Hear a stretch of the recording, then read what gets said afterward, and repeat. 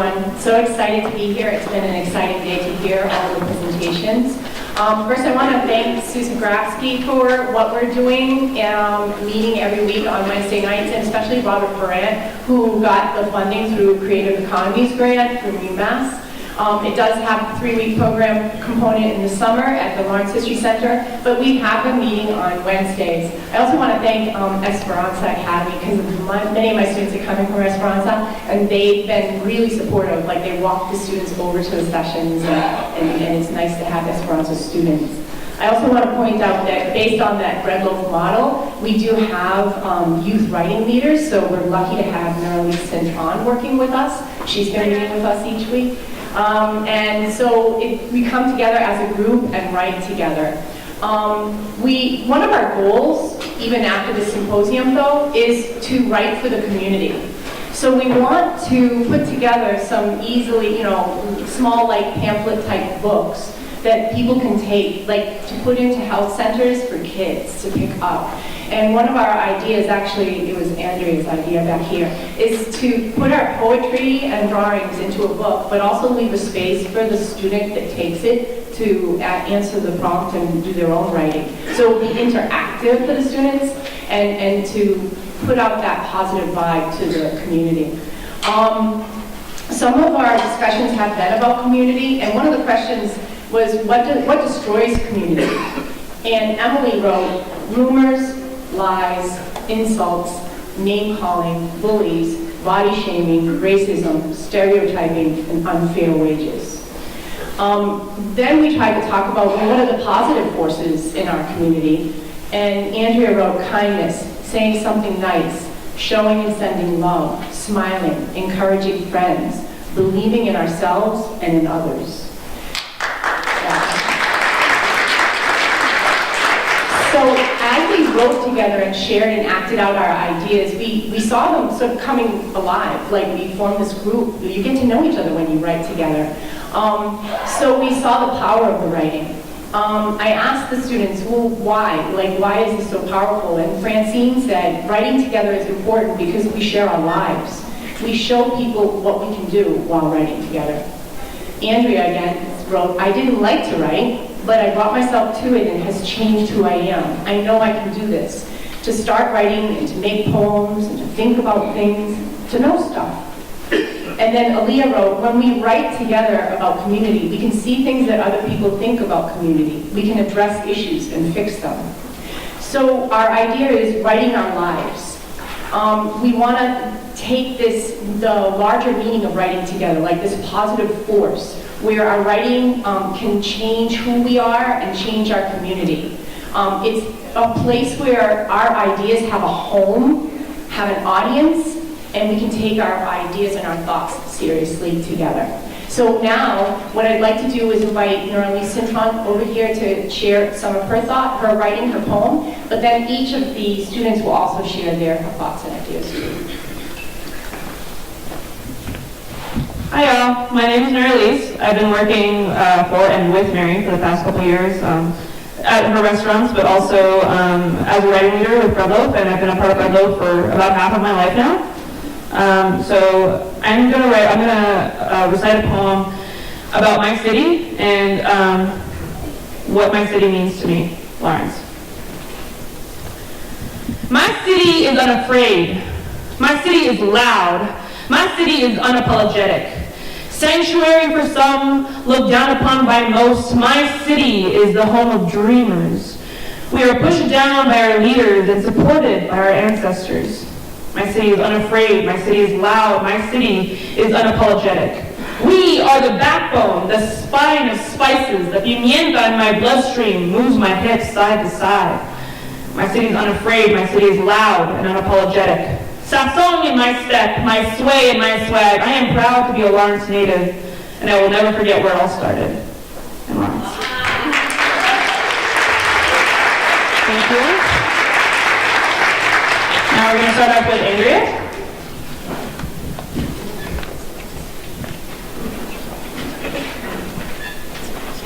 Hi, my name is Andrea, and I'm going to be reading where I am from.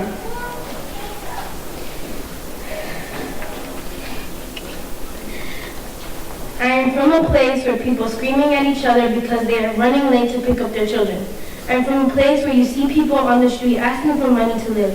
I am from a place where history was born. I am from a place that I call home. I am from a place where my family is. I am from the city of Lawrence.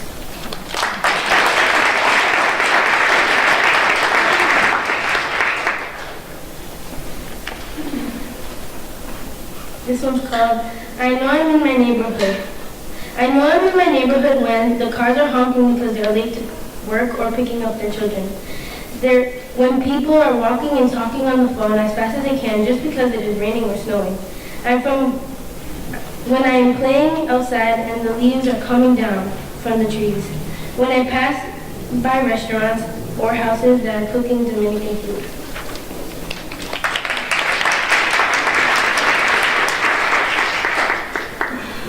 See the beauty. Close your mouth, stop talking, and take in the wonderful colors. Different houses, different people, clothing, buses, signs, cars inside of places, paintings. Look at things and stop talking, and breathe the beauty in. Touch it, hear it.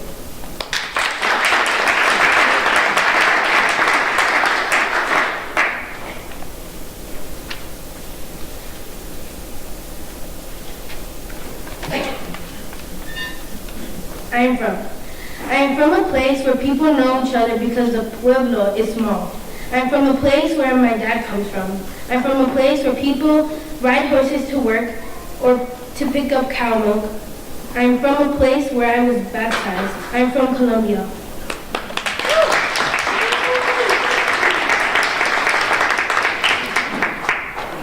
Hi, my name is Denise. I'm reading this poem that's called What is a Community? It's unique, has dedication, unidentified, history, beautiful, lively, different/diverse races, emotion, people join together /unity, fashion/style, food, music, love, and immigration.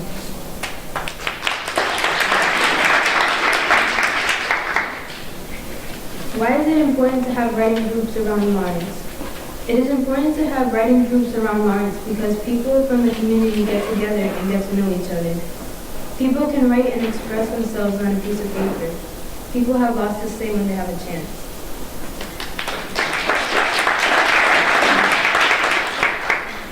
How to find the beauty. The beauty is circling around us as we walk through the filthy grounds. But beauty doesn't mean on the outside, it can also mean on the inside. The filth is on the ground, the pollution polluting the air, the ugly graffiti on our walls, but that doesn't mean they're not beautiful in any way.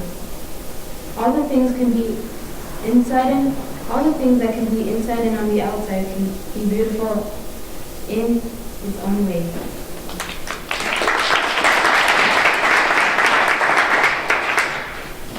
Hi everyone, my name is Francine, and my first poem is called To See the Beauty. To see beauty, you have to seek beauty. To see beauty, you have to find beauty. To see beauty, you have to call it beauty. To see beauty, you have to think that it is beauty. To see beauty, you have to know beauty. To see beauty, you have to learn beauty. To see beauty, you have to be beauty.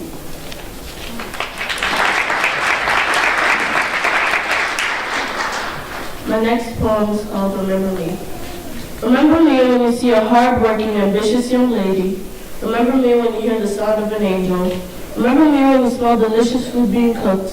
Remember me when you feel soft, smooth, soothing skin. Remember me when you think of an above and beyond achieving child. Remember me when you hear the name Francine Kambachi-Malaka.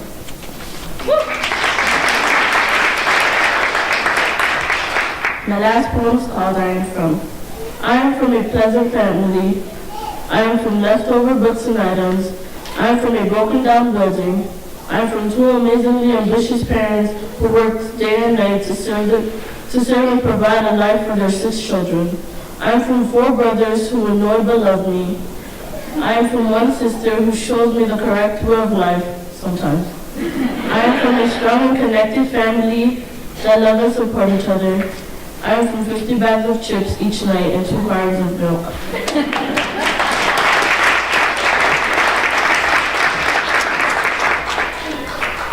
My name is Emily. My poem is called See the Beauty. See the beauty in a train where inside awaits colorful clothed people from all races and cultures. See the beauty in a recycling bin where inside awaits marvelous masterpieces and colorful scraps of folded paper. See the beauty in the wounded. See past their bruises and scratches. See their story, their experience, their emotions. Open your eyes and see the beauty.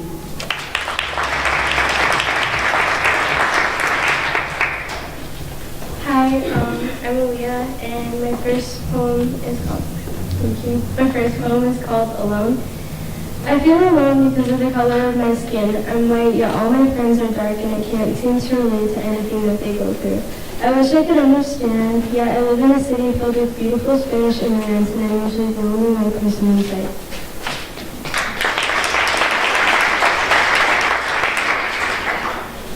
The next one is called Beauty Within the Eyes. Beauty is within everyone, you just have to look. Look close, look not at their physical features, look not at their clothes they wear. Don't look at where they come from or where they live. Look not at their wealth, look in their eyes, reach down to their soul. Look into their personality and their tiny, beautiful flaws. Look into intelligence, into their mind and feelings of this person. Look into their heart and that is where you will see the beauty within them and maybe even the beauty within yourself.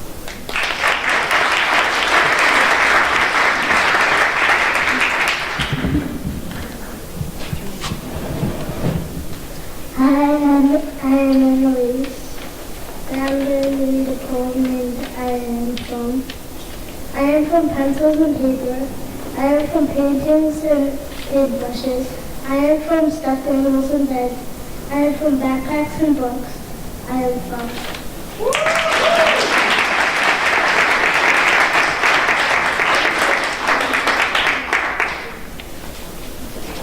Thank you very much.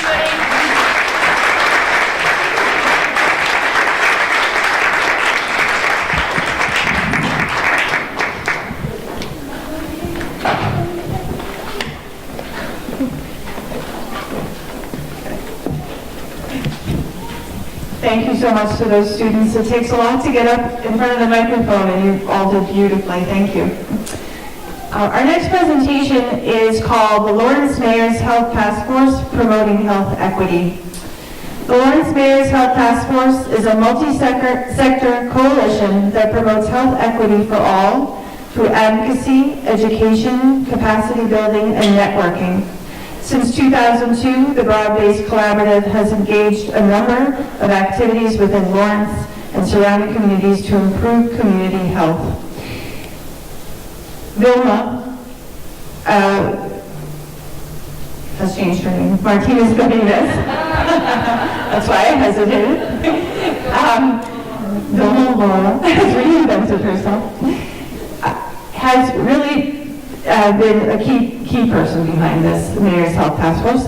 And when I spoke to her at a meeting maybe a week or so ago, I said, Vilma, the Mayor's Health Task Force has such a big umbrella under which many of you in this room have carried out the ideas of their goals, the goals of the task force. It's an impressive operation, and it's certainly representative of the broad-based, community-oriented coalition that is working in the city today. So I'd like to call the folks up so that they can speak. You're over here? I'm looking at it. Okay. Hang on.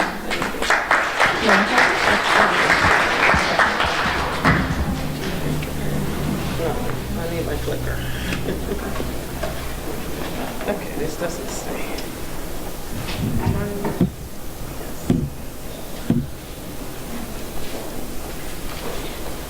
Thank you. I know, it's after lunch. It's been a long day.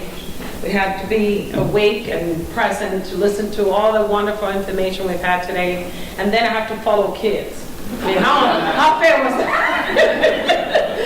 But to me, it's a pleasure to be here today. Since then, I was part of the Mayor's Health Task Force since its inception in 2002, and between 2010 and 2018 was the coordinator. I was part of the YWCA. I worked there, and through a contract between the city and the YWCA, I served as the coordinator. The last 6.5 months, I transition roles into the community development director's role, which is pretty neat because it allows me now to bring all that sort of grassroots, that social justice, that health equity lens into the work that we do, which community development is public health. And so, unfortunately, Alicia Miller, who as of last week, as of Thursday, became the Mayor's Home Task Force coordinator, is really ill, and she couldn't join me today. So, and then I'm going to be sharing the space with Marquise Victor, and I will introduce him after I start the presentation. So, many of you know we have an amazing city. We call it the immigrant city. You have been hearing all day long about the wonderful things that our city really has to offer. And when you hear those kids talking about how they feel about their city, you can tell that there's a lot of civic pride. There's a lot of sense of belonging. There's a lot of empowerment, and we have an amazing future. We have a very young community. We have the youngest, actually, community in the Commonwealth, with about 28%, 29% of our population under the age of 18. So when I see young men and women stand up here and talk about things that you talked about, I sure hope that you continue to feel that way, because we have to pass on the baton at some point, right? So what is the task force? Basically, our mission just changed recently. We are a multi-sector coalition. When I say multi-sector, I'm talking about community residents, practitioners, people from local government planners. I mean, it's pretty wide. We have faith-based community members. It's a pretty wide and very inclusive coalition.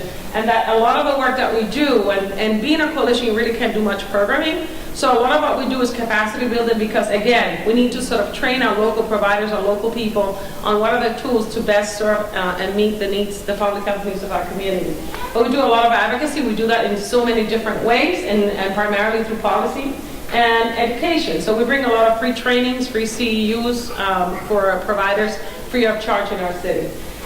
We envision a healthy city, healthy, thriving, safe city. I mean, why shouldn't we? And it is pretty unique. We are the only coalition that in 2010, the Department of Public Health asked us to take on the role of Community Health Network Area Number 11. Basically, the Department of Public Health divides the state into 27 hubs. And basically those hubs, multi-sector coalitions, look at public health needs and how to address those locally. And so in 2010, that was our role, but we're the only one in the states that sits within a government entity. And so really it has this, many benefits, because when you're trying to implement policy and environmental change, you really need that backing, that support in making that happen. And so it sits within the umbrella of the Office of Planning and Development that serves as the fiscal agent. It is guided as of recently, and I think that's going to change, because you're going to understand later on when I talk about strategic planning, what we've done to move with the times. I was part of the executive committee. Many of us, many are here today that are appointed by the mayor that sits in at that point. And really, it's a very unique role where you're advising anything that has to do with public health and making sure that public health remains paramount in the local government. We have 5 working groups. We've gone from having 8 to having 11. I mean, it depends on the pulse of the community, what's going on, what's happening, what trends are coming up. Earlier you heard Anil Da Costa talk about homelessness, and actually that position was created because we knew, we were seeing that homelessness was a major issue, particularly chronic homelessness, when it came to talking about chronic diseases, when it came to prevention, when it came to mental health. It was such a centric situation, impacting public health, that we decided to actually hire a homelessness initiatives coordinator. This is just to showcase what are the other CHNAs, what we call CHNAs, Community Health Network Areas. Our CHNA went beyond the city limits of Lawrence to also represent Methuen, Andover, and North Andover. But we tend to do a lot of the work based in Lawrence because it's a community with a lot of the needs. And since our focus is really on health inequities, our city, unfortunately, has many assets that we have. We also have many challenges. And so a lot of the work lies in our community. But we're CHNA number 11. What does it look like?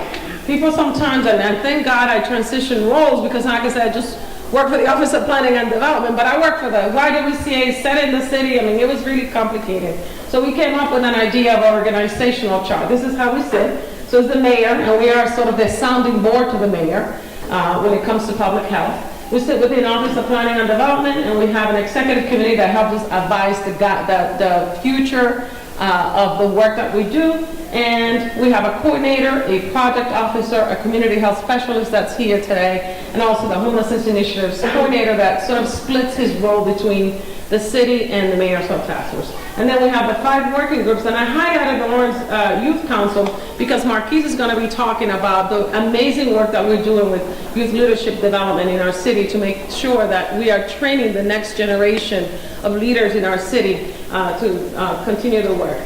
The executive committee really is led by like high decision makers at their own organizations. It's medical, you know, we have academia, we have medical sites, we have the Lawrence Senior Center, local government, we have nonprofits, and we're looking at expanding our membership pretty soon to be inclusive of other areas such as disabled community. We don't have a representative right now in that advisory board, and others. So the work we do is really with the lens of social justice. You cannot. We are looking always at socioeconomic factors that impact a health outcome of our community. And so we have talked about work, we have talked about unemployment, we have talked about education, transportation, social isolation, because we have an immigrant community that has a lot of newcomers. And we notice in some of the studies that we've done, how does that impact your adaptation into this, you know, this new system that you're moving into. And the way we do that is really raising awareness. We have a lot of campaigns that raise awareness and educate the community on what is going on, and educates providers as well to say, you know what, I know that some of you are not bilingual, particularly in the behavioral health. It's very difficult to find bilingual licensed mental health providers who are bilingual, but that doesn't mean that you cannot change some of the ways and the practices so that you can improve that service delivery to the population. Social action, we have done calls to action. We have, we sit in different tables. We're part of the Mass Public Health Association, trying to determine policy moving forward, supporting some legislative bills so that we make sure that the people, most vulnerable people in our community are protected, and that we're always having that pulse. Capacity building, media advocacy, how do we talk to the media? And we have done several trainings on that. When there is for instance, HIV, homelessness, we tend to do the victim blaming, you know, blaming the people that are suffering or in that situation for what's going on. And we've done a lot of training to get that focus away from the individual behaviors into more of the systems. What's the environment? What's the surrounding? What are the root causes of that thing? Instead of just saying, you know, people are overweight and obese because they don't want to walk and they don't want to eat healthy. It's more complicated than that. Where we focus? Health problems, challenges in the city. Even though we have 5 working groups, we really have to work with the trends, because if we don't and we ignore it, then it's a disservice. You really are not having the impact that you need to have in working within your working groups. Hence, the homelessness issue in our city. And now we're looking at how that impacts our efforts to promote, you know, activate open spaces.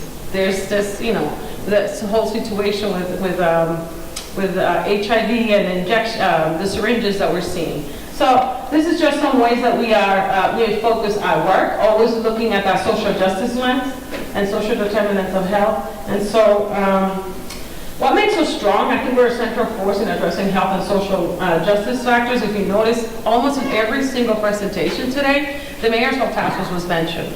Just because we are very much involved and engaged, and that's the Mayor's Health Task Force is not me, it's not Alicia, it's not Martha, it's not Marlene. The Mayor's Health Task Force is us. All you need is to go to a meeting, belong to a working group, and you're part of us. It's a general, really, coalition. And so we're very centric in that. We have touched thousands of people's lives. We have really bridged access to care in so many different ways, be it transportation, be it access to enrollment and to health insurance. I mean, you name it, we have done it with our partners. And we know that if you're not addressing socioeconomic factors, you really, you're impacting. All of those impact our ability to do community development. When you're looking at housing and doing a housing development, you need to look beyond just a space and where is it going to be. You really need to look at who's going to live there, right? who do we try to, what does affordable housing really mean? What do we need to look at, what kind of conversations need to happen with our developers moving forward? That's something I'm learning to do now a little better. What makes us stand out, when we talk about 80+ organizations that are part of the Mayor's Health Task Force, including national organizations, when you're talking about 200, 300 individual members that are part of the Mayor's Health Task Force, we're very strong. One of the things that makes us stand out is our ability to mobilize communities around issues. We are very good at that, and that comes with time, and that comes with really that feeling of ownership, everybody belonging to the Mayor's Health Task Force. Capacity building, I tell you right now, we invest so much in social capital, it's ridiculous. If we don't have 3, 4, 5 different trainings a year, some of them offering free CEUs for people, it's important for us to make sure that the providers that are locally, that are sitting here locally have the skills, the tools to be able to address the needs of very complicated, very hard to reach people at times. Conveners and connectors, I mean, I talked about that, and ability to garnish resources. So when I first started at the task force, we probably have a budget that didn't even reach $100,000. I began working probably 10 hours a week, 15 hours a week. Today, our budget is close to $1 million a year, just because we have been able to leverage those resources very well. And one of the things we're most proud of, it's the Robert Wood Johnson Foundation has this Culture of Health Prize. It's a very prestigious recognition. It's a very, very difficult thing to win. And in 2015, we were only one of 8 communities across the nation. After 340 communities submitted an application, we were that. We were one of 8. And now today, I sit in the national board to choose the new winners. And I understand, yes, very proud of our city. And I learned that we won in the most competitive year. So really, we should be very proud of it. And the reason why we earned that recognition, number one, it's really looking at the broadest way possible to promote public health. It's really looking at our mills and rehabbing our mills to make sure that we have not only affordable housing, but it's a mixed use. You have also retail. It's really the program that we won with the Federal Reserve Bank with the Working Cities Challenge, where we're trying to improve the economic stability of families, of the children that are struggling in our schools. It's those things. It's about full immersion programs for the Girl Lawrence Family Health Center, where they really bring those physicians, those residents into community to learn what community really is, and the full Spanish immersion project. It's about how we invest in people like our youth and through all of our youth development programs. So that's just a few things. It's about our senior center, how it's not a senior center but a community center and a central place for everybody. It's all those things and more. Major accomplishment, we have done a lot of work, policy systems and environmental changes. One of the things I'm just going to mention a couple because I know factor of time. Healthy Active Living Resolution, it's a commitment of the city, mayor, the Board of Health, and the Mayor's Health Task Force to say, we're going to look at every single factor in our city. We're going to promote some policies that are going to support making the healthy choice the easy choice. And so we've done that, and through that was the SALSA campaign, which is a Supporting Active Lifestyles for All. And it's our campaign under where the Ciclovia and Open Space program, Open Streets program happens in August. It's about the Salsa Festival that we do in South Common. It's about the Healthy on the Block, our Bodegas Saludables that are offering more healthy choices for our neighborhoods and our residents, but also we're providing them with technical assistance and support so that they can learn how to do better business and be better positioned to grow their business. It's about so many other things, and it's about inclusion. So that's our Salsa campaign. And then some of the things we've done are listed here. I talked earlier about guiding documents, which we created to avoid this whole thing of researchers coming into our city and simply coming in like a helicopter, effect, because we're very well positioned for researchers, just coming in, dropping in, taking what they need and leaving, and we have no resources, no local data, nothing to show for it. It's creating that sort of clearinghouse for people to say, oh, you want to do research here, then these are the expectations, and you need to read this document. If you're willing to do those things with us, then we'll be willing to open the doors for you to do that research here. It's about the Lawrence Youth Council, which I'm going to let Marquise talk about because it's one of the things we're most proud of. And then in 2014, something amazing happened. As we struggle with finances, Lawrence General Hospital was doing a capital improvement, and we got some money. We got some money to do business for the 2020, I believe. But we were able to provide, amplify our staff, create more staffing, do some strategic planning through that process, support some of our initiatives that were in the works so we didn't have funding to support them, and also to complement some of the work, supplement some of the work that the Public Health Department is doing. And how do we better align the Health Department with the Board of Health and the Mayor's Health Task Force so that there's better alignment and we maximize on the resources that we have. And so that was part of the strategic planning. We developed a framework. We weren't just going to say, okay, we're going to use this framework, collective impact. Oh, no, we're going to use helping policies. No, we're going to use student resilience. No, we're very unique. We're mixed, right? So we use all. So we created our own framework, and that's how we do our business. And then some of the strategic planning goals that we have is basically, and it's happening already, create an infrastructure that sustains and supports the work of the task force moving forward. That's happening. Ensure financial stability. Develop a sustainable data and evaluation capacity. We're in the process of releasing a request for proposal for a data analyst to teach us how do we measure impact. And then also these are the 5 working groups that we have and came out of that. And then how does it connect to us? Health and housing, you can't separate those two things, and so it makes sense. And the city is doing other things to improve the built environment, such as we were designated a green community, looking at really how do we conserve energy and do some energy efficient work in our municipal buildings. And then municipal vulnerability preparedness plan, we're looking at climate change. How do we get ready? What are vulnerable points? And how do we come up with an action plan for that? And then obviously healthy age-friendly Lawrence. We're also age-friendly community. And we're going to figure out what are the things that we still need to do to make sure that as those young people get to be our age, that we're creating a community that's going to be good for them to live in, and it's equal and it's accessible. So with that, I want to bring up, I'm sorry, Marquise, I have to talk fast. Marquise Victor is the executive director, actually president and CEO of Elevated Thought. He's in this sort of complex. And when we put out a proposal for someone to coordinate the efforts of the Lawrence Youth Council, which is really youth from ages 14 through 18, primarily from the Lawrence residents, but primarily attending Lawrence High School, to come in and do some leadership development with them, training, and have them teach them how do they do surveys, how do you know, how do you do assessment of the community and what's impacting youth and their families in our city.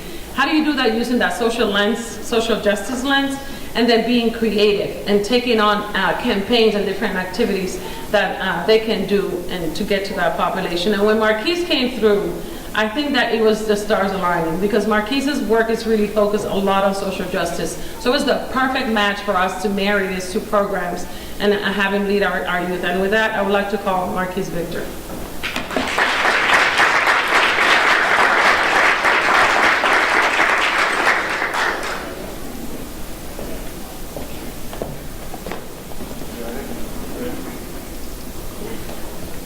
Hi, everybody. First of all, cool, clicker. Thank you, Vilma, honestly, for the opportunity and the partnership to be involved with all this. Turn this up. I usually project a little bit better, but my daughter right there, she wears me out a little bit. I'm that guy who brings his kids to everything. I'm Marquise Victor. I run Elevated Thought. It's an art and social justice focus here in Lawrence. We build, support communities, specifically Lawrence, through our youth empowerment curriculum, our beautification projects, community outreach, and youth organizing. So fortunately, we've had a contract with the Mayor's Health Task Force in the city of Lawrence since, March 2015, I think it was. So I came, at the time I spent years teaching in public education, and then I moved on to administration, was a dean of students. And I was building Elevated Thought at the same time, and basically had 2 full-time jobs. So the contract with the Mayor's Health Task Force allowed me to transition full-time with some other contracts that we had in the city. So when I first came, the youth this was their first year, and they were doing a project around underage drinking, which is they found out that that's a thing, it's important, right? And, you know, I got to sit back, observe, and at that time I was looking to really dive in and do something at the grassroots level around art activism. So it has to come from the youth, though. I can't impose my will on what I want to see happen. So the following year we got a new recruiting class, and one of the first things that one of the youth mentioned in that group was there's not enough kids from Lawrence High School. There's a lot of private school kids. There's a lot of kids that are kind of, you know, upper echelon type kids. So the voices already are limited a bit. So how do we, you know, maximize youth voices? That's the point of the Lawrence Youth Council, is that group represents the voice of other youth in the city as it pertains to policy, advocacy, definitive change systematically in the city, and the youth being at the forefront of that change. So at that year, just gonna give y'all a little visual. So that year, they wanted to do something new. They want to find out, what do the youth in the city think are the major issues affecting them individually and also as a community. And so they did an initial survey, and it was overwhelmingly identified that it was lack of education. And that's broad. So on the survey, they had domestic violence, they had poverty, they had drugs, violence, gang activity, all these things that they connected and were able, through that initial survey, to see, well, maybe these things are really happening because generally there's a lack of education. And now if I can throw some history, because this is the History Center, right? So if you look at history post-Bellum America, after the Civil War, Reconstruction, there was, down south specifically, there was phenomenal movement in the black community with schooling, with leadership development, with organizing. They were building their structure and their society from the ground up once given the opportunity. And, you know, that was kind of scary for a lot of people in positions of power in America. So what was imposed then was a more agricultural work type of schooling and doing what they can. They weren't ready for people of color to be in positions of power, to have political voice, to be intellectuals. So that working type of education system was embedded forcefully. They had some people like Booker T. Washington, who's a great historical figure, but they utilized him as, you know, this is what you can be. If you maximize your blackness, you can be Booker T. Washington, right? You can come from this agricultural school. No mention of W.E.B. Du Bois, people like that. But anyway, so fast forward to now, and not much has changed in urban and rural education. And if I can throw one more historical fact at you to kind of tie this in together, what the youth, not directly but indirectly, when they started going through this curriculum and the history around education, they started to see these patterns, this consistency, and they felt that, you know, a lot of it wasn't like conscious. Some of it, yes, but a lot of it was subconscious, this subconscious repression to exposure to this type of classical education that was ingrained in part of the wealthier factions of America. It was largely a subconscious thing that's just been in system structures for time after time. So they were introduced to Hannah Arendt. Some of you might be familiar with Hannah Arendt. She was a Jewish philosopher.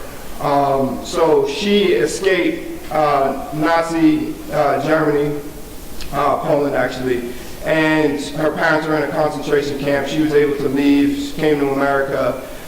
So in the 60s, she went to a trial at for one of the wardens of the concentration camp that her parents were at. She wanted to study, she wanted to see, like, how could somebody kill so many people so easily? She wanted to see what this evil person looked like, how they acted, what you know, how they gesticulated, all these. She wanted to observe everything.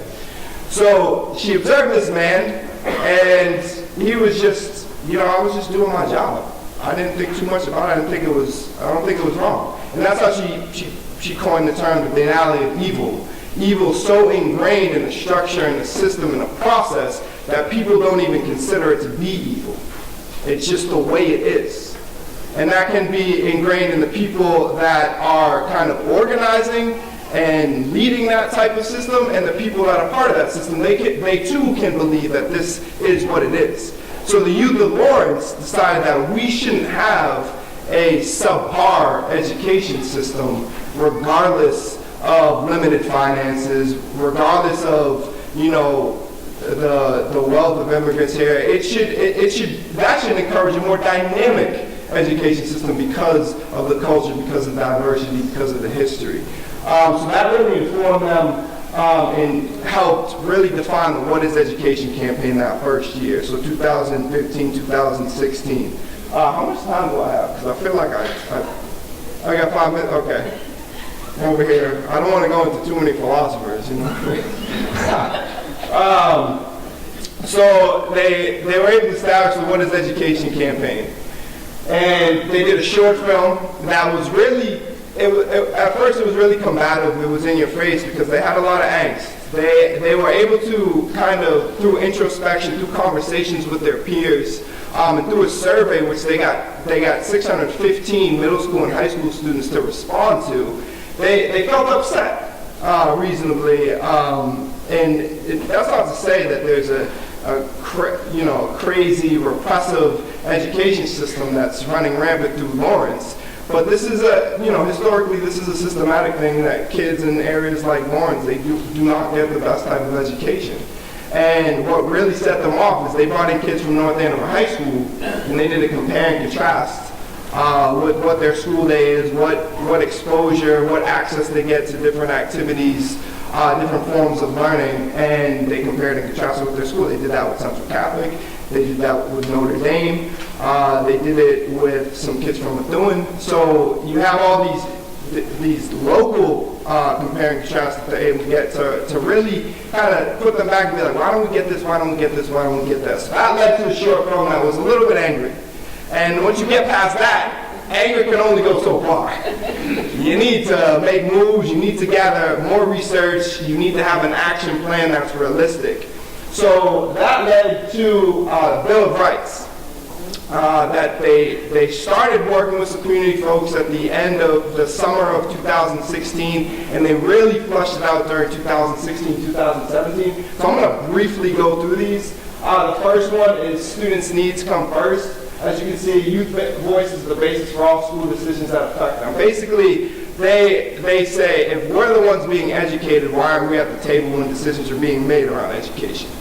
The second one is students are liberated through their creation. So schools use a curriculum promoting cultural heritage, true critical thinking, through creativity and imagination. Now, people get hung up on this a little bit when they see creativity and imagination. That is not limited to art. It's not necessarily drawing, photography, creative writing. You can use creativity in how you teach math, how you teach. Science is talk about design. That is beautiful. There's so much creativity and imagination that can be utilized in those subjects. They want to see more of that. Third one, students' vision is developed with and through the community. So to put this simply, this is students want to utilize their city as a campus. Why is school limited to the four walls in the classroom? Why can't they better leverage community partnerships, businesses, nonprofits to learn outside the classroom, that access and exposure, that hands-on type of learning, rather than learning through a textbook or memorizing things to then regurgitate on a piece of paper. And the last thing, which is where we're at right now with the Bill of Rights, is students' healthy growth isn't short. So our youth right now, we just had some folks, where's Curtis at? Curtis and Julia? Yes. We had some folks come and work with our youth. We're trying to build more partnerships and more connections with people that are working around food, nutrition, and literacy around that. So our youth get more information, they're doing a lot of research around it. So low-hanging fruit, no pun intended. Well, actually, yeah, it was a little bit intentional. It was an easy one. They want to start somewhere. Like curriculum, that's massive. That's going to take time. That's going to take some more resources. That's going to take, leveraging relationships. that are large. So where can they start? Healthy food. As one of our students put it, I can't be expected to stay in school for 7 to 8 hours if my food that I'm given looks radioactive. Okay, and I agree. So that's where they're at right now. They did a short film, a second short film, Liberation Through Creation. We went down to the Department of Education in Washington, D.C. in May, and the youth sat down with some folks in leadership over there to get feedback around their Bill of Rights, around their process, around their action plans, and it was really beneficial, and it was validating and affirming for them as well. And that, as I move towards the conclusion here, there's a lot of information. Y'all getting a lot of information today. If nothing else that you take from what I just said, take that. But also take youth voice. Okay, youth voice is so critical to anything that happens in society. I mean, their ideas are phenomenal. They don't know it all. Trust me. They don't know it all, but we, as adults, yes, I'm adult, I might not look like it, but I am. We, as adults, all right, we are very limited in our perception on things because of time. That's just what time does. And we get rigid in our opinions, in our views, in our experiences, and that can kind of create tunnel vision. Youth have a wealth of knowledge. Their experience is very different from ours, even though we might share some synergy with the way they're growing up. And they should be at the table, not just with education, but other things as it pertains to community growth. And we're talking about health here. This is the most important. Well, education is key, and that really begins the process of true human development, which is overall health. And if we're not conscious and thoughtful about the process of developing a concrete, dynamic education system in a place like Lawrence, then, change is really, really never going to happen at the end of the day. As great as some of these organizations are, as much as I love doing the work that I do, as we continue to grow, there should be less of these organizations in here because the community should be more self-sustainable, right? Like Elevated Thought shouldn't be doing the same thing in 20 years. Because there should be great progress done in this city. So I just want to leave out with that. That's the last thing. She's also critical consciousness. I didn't get to that, but that's okay. And yes, one thing, Susan. Okay. I have a poem I'm going to read. Okay? Poem, yes. Sweetie. It's called the Youth Dedication.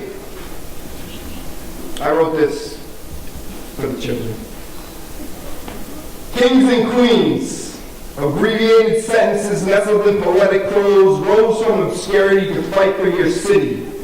The beauty that is shared can be compared to an opening exhibit, paintings depicting heaven, holy gates pushed open, emanating a light that seeps through celestial boundaries. This light pours from your eyes, like sunlight spilled from a glass. This light is hope. The light of a subversive sequester, cradling progress until it's ready to bound forward full speed, tearing through oppression like tanks carrying culture revitalization, like jets dropping missiles upon barricades masquerading as a free nation. Kings and queens, so true, questioning the questioner, questioning the system structure till you puncture a hole in the bloated belly of the beast. The gold lord stuffed inside will hit the streets and countryside. Mama and Papa struggle less and less because your hearts, minds, souls will conquer the mountain, flatten it out. Maybe a metaphor for the redistribution of wealth. Kings and queens, you make wooden gods crack when you speak. The true God speaks through you as you gather the voices of the people. The people who are you are they. All you needed was to see the way, or maybe just a faint street sign in the distance.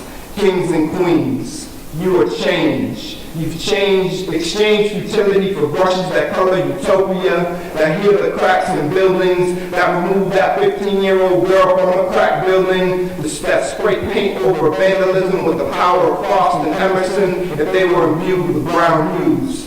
poems of deep introspection, words of a revolution like 24 cities cupped in 12 pairs of hands, imagination paired with young Lord passion, with Black Panther passion, like knowledge was a canvas and you power washed it in daydreams, kings and queens, through words, through images, through truth. Please continue to sing the song of freedom. Thank you.